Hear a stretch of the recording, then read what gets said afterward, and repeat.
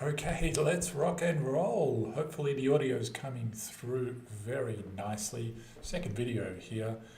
NIO minus 10.25%. XPENG, what's going on? Minus 15.08%. Interesting. Certainly not where we opened. XPENG 36.24. And we thought that was low, right? Similarly for NIO, I'm thinking 45 is the floor, and we open at 41. Now we're sitting at 36.96. What is going on?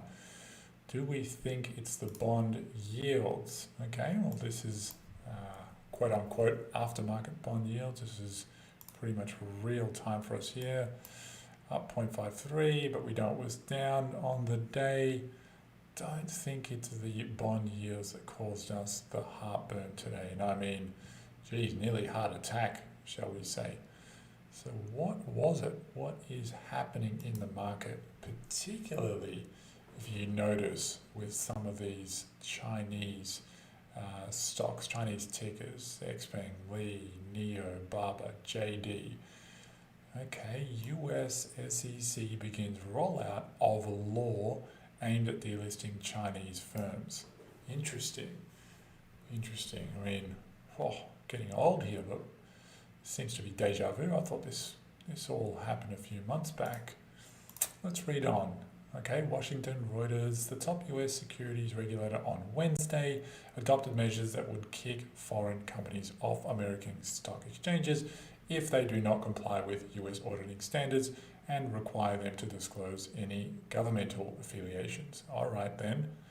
So we need to comply with US auditing standards and governmental, disclose any governmental affiliations. Interesting. So twofold there. The Holding Foreign Companies Accountable Act, signed into law by then President Donald Trump in December, okay, memory is still working, is aimed at removing Chinese companies from US exchanges if they have failed to comply with American auditing standards for 3 years in a row. Okay, so we have 3 years. So we have US auditing standards, we have to disclose any governmental affiliations, and we have 3 years. Interesting. Okay, let's read on a little bit here.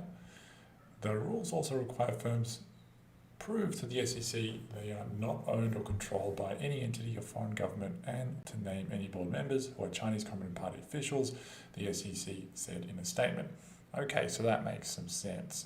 We want everyone to be on the same playing field when it comes to investing, certainly when it comes to disclosing any financial, let's call them financial ties.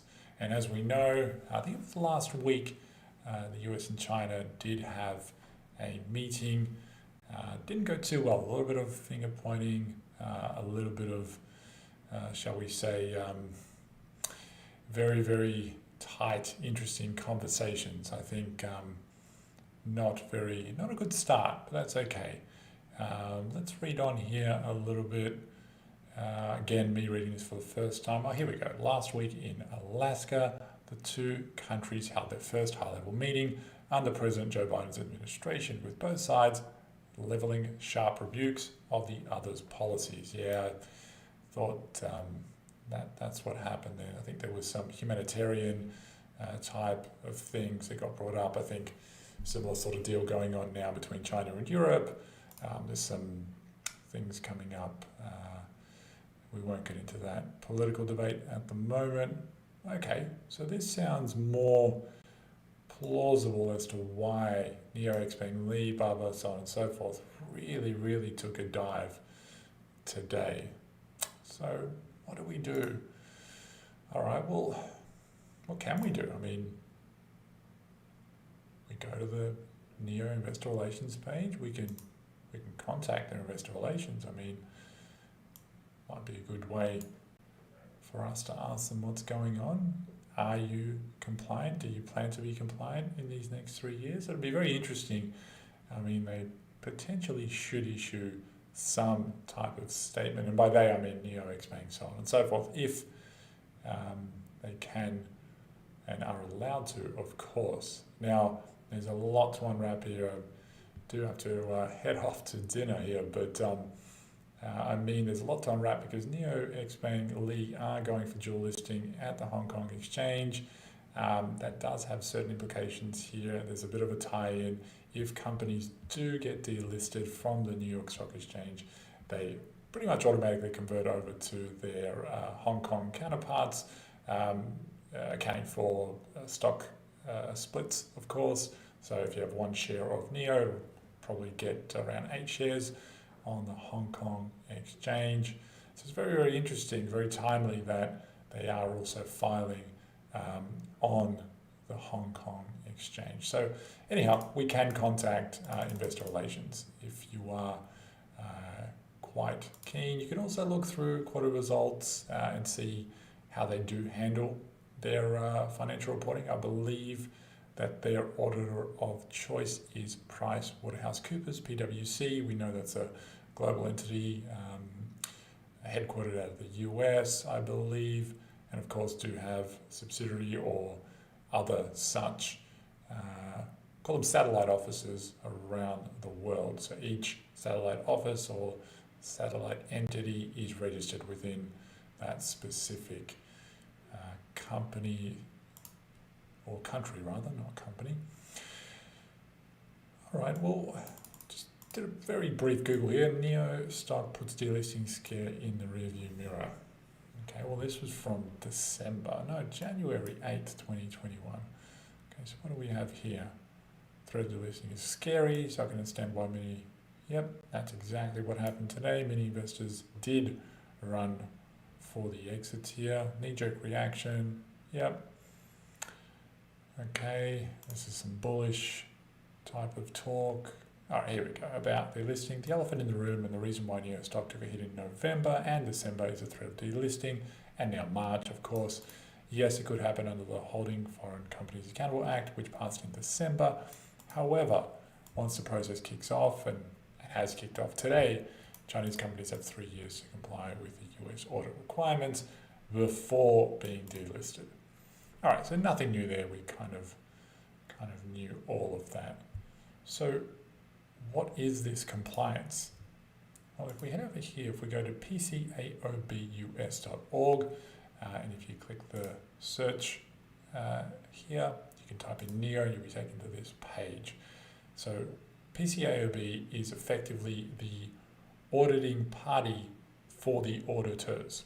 So if you look at NIO as the company that releases financial results, they have an auditor, which is PwC, and then the PCAOB would audit then PwC. I believe at least that is the process. So this page is very important because this page lists the auditors that denied access to conduct inspections. So effectively where the PCAOB is not allowed to audit the auditors. And if we flick down here, if we type in XPENG, we see XPENG is listed. If we type in NIO, we see NIO, denied issuer audit client as well. So I don't think that's a great thing because they're denying access, but I think that's also very much common practice, certainly across mainland China and potentially across Hong Kong as well. So if we search for a behemoth like Alibaba, you'll see Alibaba is also here. So what does this mean? Well, it means that we should potentially remove or get removed, knocked off, get off this denied access to conduct inspections list. So that would mean really PwC allowing the PCAOB to conduct their audits. Remember, they have 3 years to do so, so really no challenges there. So again, if we look at the filings, so this is where it gets a little bit confusing.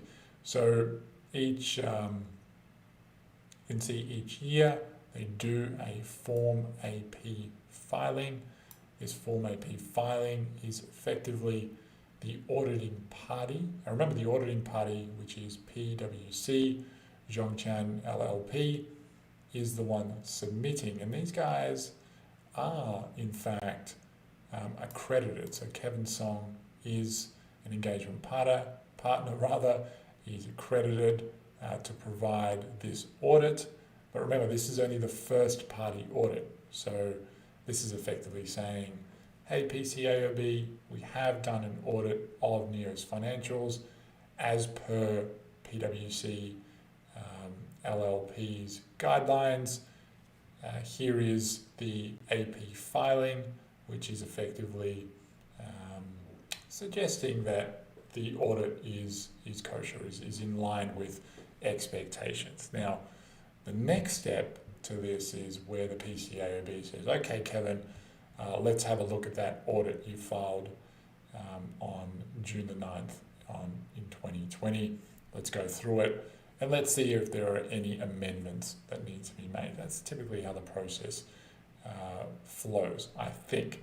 Now, that isn't happening today, but it needs to happen within that 3-year timeline. So there is a lot that can happen in 3 years. Of course, NIO XPENG Lee feeling a little bit of bumpiness from this today, and of course further exacerbated by the general sentiment in the market with regards to these growth stocks because of this treasury yield, and of course they are looking for dual listing. I mean, NIO, XPENG, if you look at there, which we won't do here today, but certainly can do in future. And if you look at institutional ownership of NIO and XPENG, very, very high. If we look at some of the option flows for NIO, XPENG, and so on and so forth, I mean, very well above where we're trading today, and we won't get into this right now. I mean, this will take a little bit of time, and we're over our 10 minutes, and dinner is calling. So thank you for listening in. Hopefully you did enjoy this, I'd say, first video here, going through the PCAOB, what it means. Again, we can actually email NIO Investor Relations and say, just ask the question, direct it to their chief financial officer, and their controllership, and say, hey, do you plan on complying with the PCAOB requirements? Please share any details. Probably won't. You'll get some generic response, but it's worth a shot. So hopefully you enjoyed this, and if you did, drop me a comment. Let me know what you think. Let me know if I got something wrong. Certainly learning here with everyone. So, all right.